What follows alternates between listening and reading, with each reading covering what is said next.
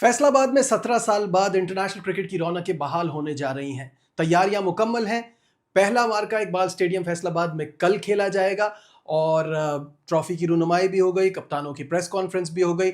इन तमाम चीज़ों पे बात करेंगे, लेकिन सबसे पहले बात होगी कल की जो अनबिलीवेबल कामयाबी थी इंडियंस वुमेन क्रिकेट टीम की, उस पे। This is Najibul Hasnain, honestly speaking. कल की जीत सिर्फ हिंदुस्तान की जीत नहीं है। कल की जीत सिर्फ उन 11 लड़कियों की जीत नहीं है। कल की जीत है हर उस लड़की की जो दुनिया की बातें सुनती है, जो कुछ कर दिखाने का जज्बा रखती है, जो लोगों के तानों से आगे बढ़ती है, लोगों के मजाक सहती है, जो ख्वाब देखती है और उस ख्वाब को पूरा करने की हिम्मत रखती है। मैं ये नहीं कह रहा कि वर्ल्ड कप जीतना नामुमकिन था या इंडिया का कोई तुक्का लग गया है।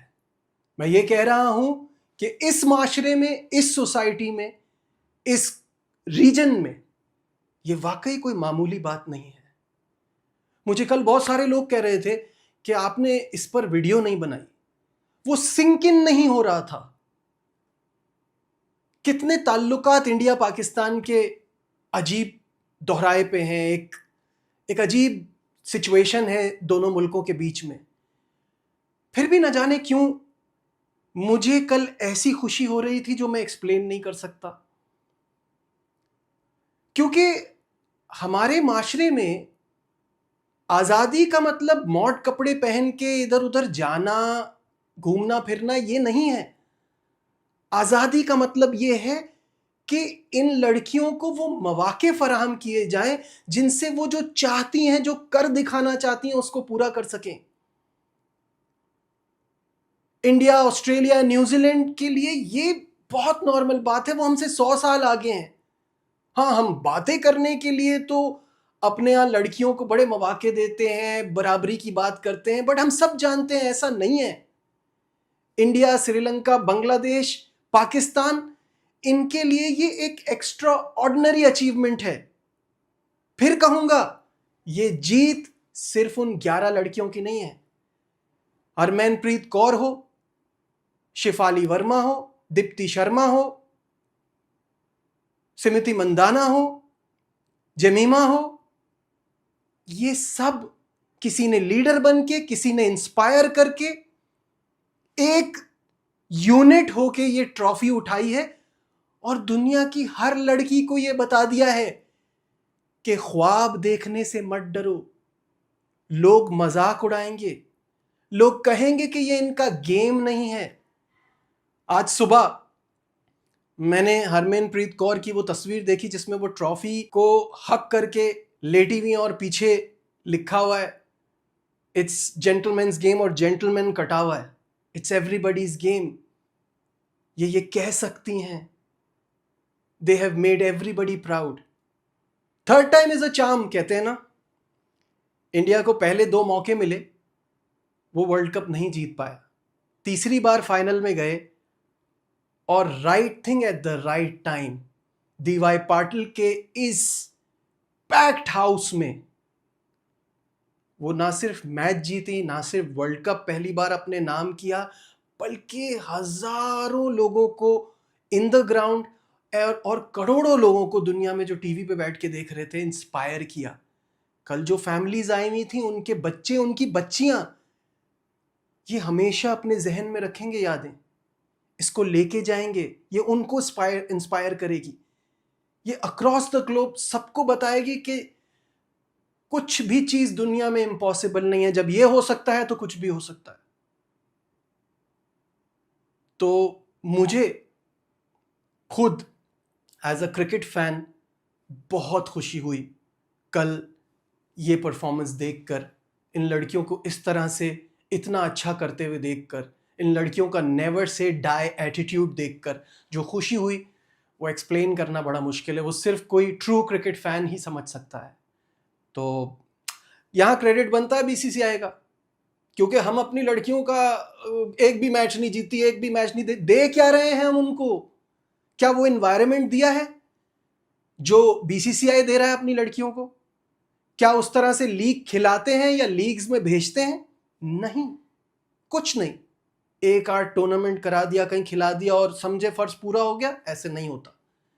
सिस्टम बनाना पड़ता है। ये इंडिया के सिस्टम की जीत है जिसने इन लड़कियों को यहां तक पहुंचाया। It's a stepping stone for women's cricket in this region. India ने तो कर दिखा दिया बाकियों के लिए। एंड आई वुड से हमारी लड़कियों ने बहुत अच्छा किया है। रिजल्ट ना देखें, ये देखें कि उनको जितनी अपॉर्चुनिटीज मिली, जिस तरह से उनको वो किया, उस हिसाब से उन्होंने बहुत अच्छा किया। बैटिंग में कमजोर हैं, बॉलिंग में अच्छा कर रही थी। इंग्लैंड के खिलाफ मैच जीतते जीतते बारिश आ गई। बांग्लादेश से उनको जीतना चाहिए था, जाहिर है, मैं बार बार कहता हूं। तो मुझे अपनी लड़कियों से भी कोई शिकायत नहीं है। मैं ये कहता हूं, dream big, now you have this inspiration.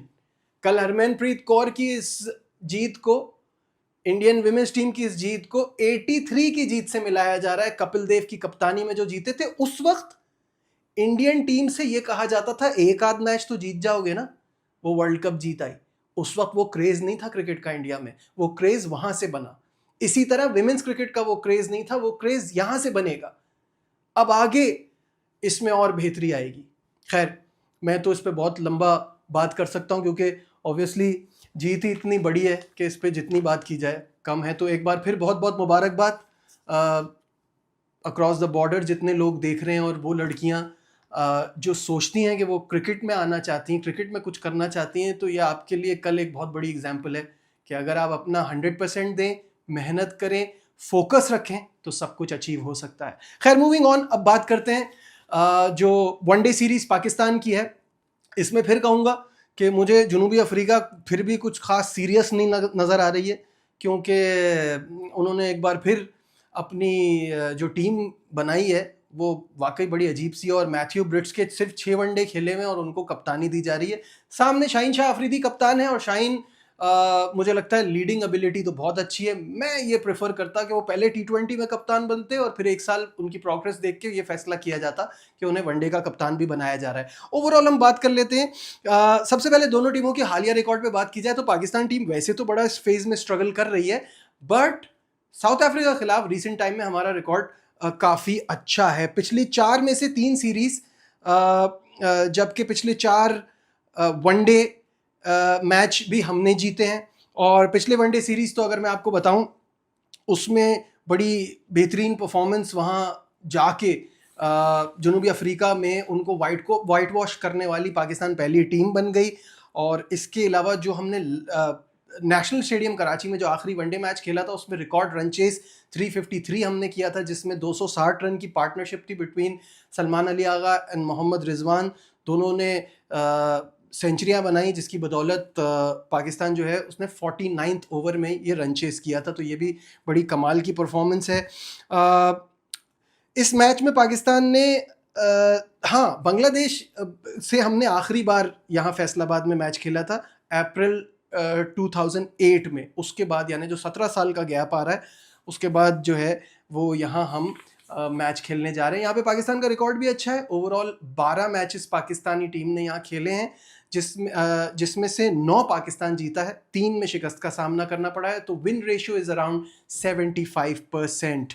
तो ये है कहानी। साथ साथ जहाँ शाहीन शाह अफरीदी की कप्तानी की बात है, तो उन्होंने कहा है कि हमारा काम क्रिकेट खेलना है, कप्तानी देना ना देना ये बोर्ड का फैसला होता है।